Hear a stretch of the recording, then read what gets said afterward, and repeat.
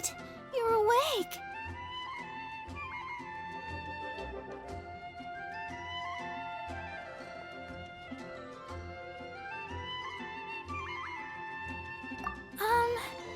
I wouldn't say he's alright, exactly.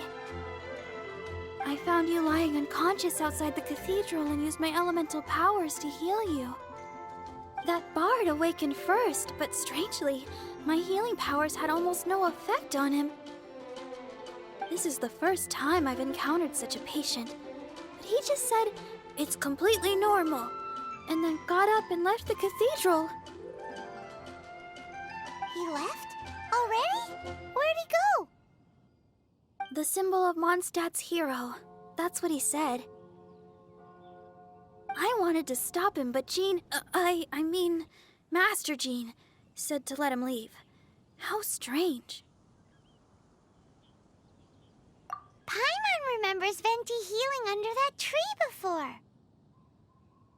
It's probably due to the connection between Windrise and the Animal Archon.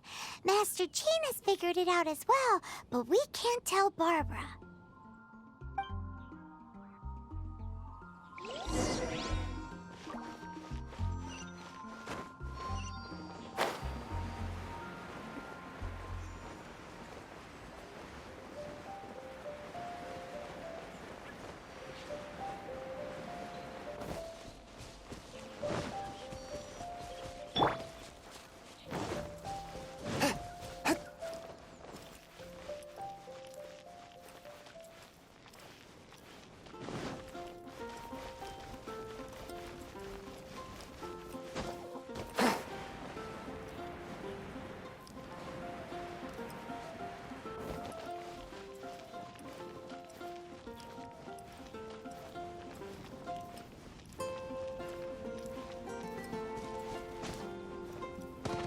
Have you heard?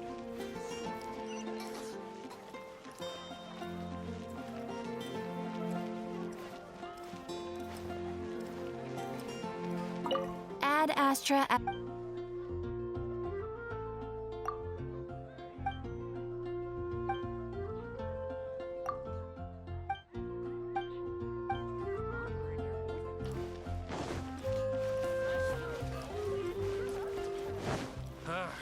Finding someone to chat to.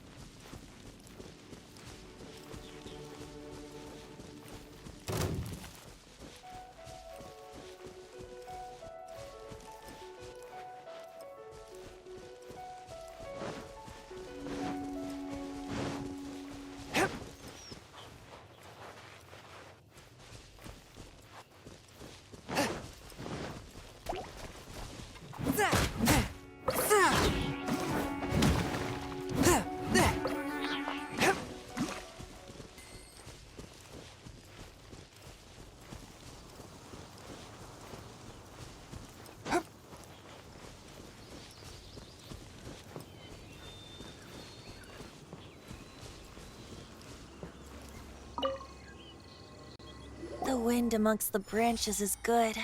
I love the way it smells. I said the exact same thing last time. Why do I only say these things when I'm down on my luck? So you noticed. This isn't something I'm meant to discuss with ordinary people, but I suppose I can let you in on the secret. As you know, visions are external magical foci that only a small minority of people possess. They use these visions to channel elemental power. In truth, every wielder of a vision is one who can attain godhood and ascend to Celestia. We call such people allogenes.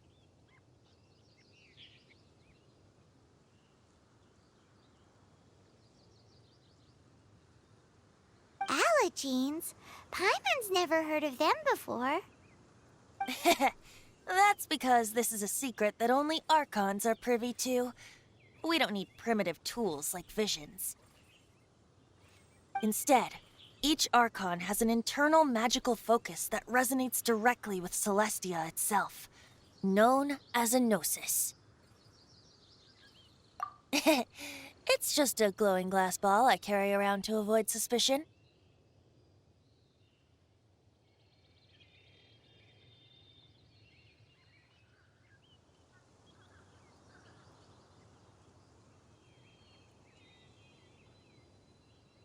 So who was that nasty woman who sent Paimon flying and stole your gnosis?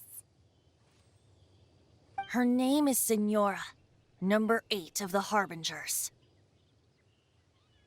She and the rest of the Harbingers have been given godlike executive authority by the Tsaritsa of Snezhnaya, and with it, strength surpassing that of other mortals.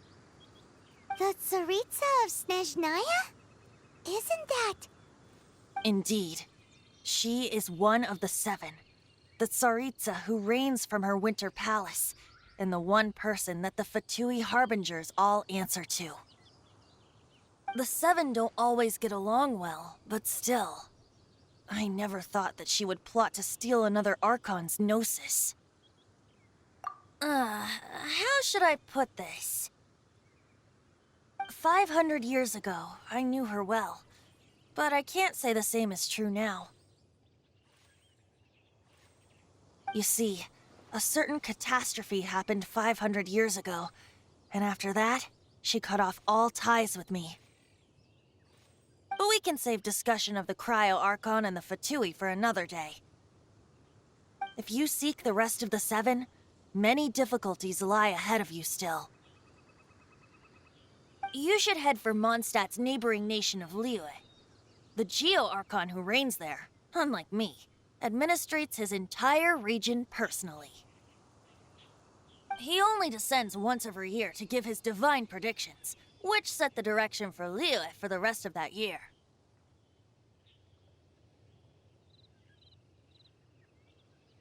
Even so, it sounds like he works much harder than a certain someone,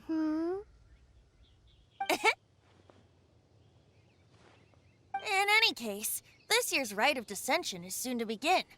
If you miss it, you'll just have to wait another year. What?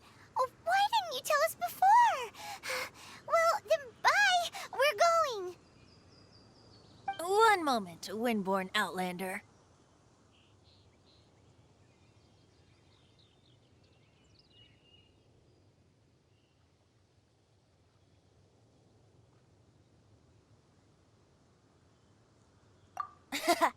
Just use it gratefully. Or, better yet, treat me to a glass of dandelion wine. Traveler, as you set off on your journey once again, you must remember that the journey itself has meaning. The birds of Tevat, the songs in the cities, the Tsaritsa, her Fatui and the monsters, they are all part of your journey. The destination is not everything. So before you reach the end, keep your eyes open. Use the chance to take in the world around you. Great. So, that's that for the Animo Archon's admonishments. Back to Venti time. If you want to chat, now's the time. A bard stays not always in a single climb. Up till the end, Dvalin remembered his duty as one of the 4 winds. As such, I don't intend to forcibly strip him of that duty and force my ideals of freedom onto him. I just hope that Dvalin will be able to choose for himself and understand what freedom is. Before I became an Archon, I too was taught the meaning of freedom in this way by a friend. If you want to chat, now's the time. A bard stays not always in a... Kaya shared some new intelligence, you say? I see. So, the Abyss Order has a prince who orchestrated the plan to corrupt Dvalin? They were probably trying to turn Dvalin into a weapon of war for the Abyss. But that said, I have never heard of any such prince of the Abyss Order. I think so too. Apparently. But how does a princess come out of nowhere and take command over the entire Abyss Order? If you want to chat, now's the time. A bard That Fatui lady didn't hang around, did she? She just grabbed your gnosis and left? She wanted to avoid any eyewitnesses from the Knights of Favonius. The slightest slip up here would have destroyed the Fatui's diplomatic relations with the Knights. So they're just gonna keep acting like Mondstadt's allies as if nothing happened? If only the Seven Nations had banded together against the Abyss Order in the first place. The Fatui possess the strongest military among the Seven Nations, yet they've used it to steal the Holy Lyre, covet the power of gods, and use Dvalin as a bargaining chip against the Knights. Speaking of the lyre, didn't Diluc say something like this before? He said that the Fatui could only run amok across the Seven Nations and threaten the Knights because of the Harbingers. Yes. As I said earlier, the Cryo-Archon has given them authority and strength beyond that of other mortals. The Tsaritsa... I haven't seen her in 500 years. What is she thinking? What's her plan? Whatever the answer is, I have a feeling it's only going to make your search for the Seven all the more difficult. If you want to chat, now's the time. A bard stays not always in a single climb. As I said before, vision wielders are known as allogenes and may ascend to Celestia. A gnosis is a higher-order nexus of elemental manipulation and is emblematic of an Archon's status as one of the Seven. But as for which of the Seven took your brother, I'm sorry, I don't know. Wait, as one of the Seven, I'm not clear of suspicion yet either, am I?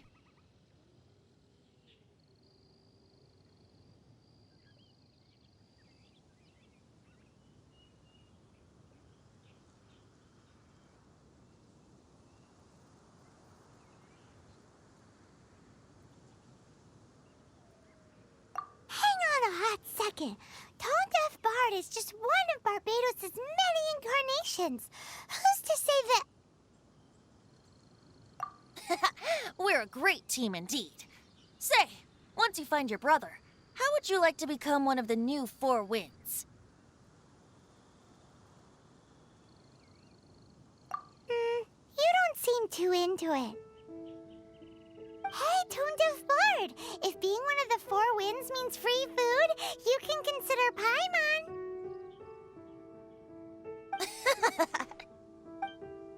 If you want to chat, now's the time. A bard stays not always in a single climb. Well then, best be off to Liyue. If the dissension ritual you failed to tally, then another year you must dally.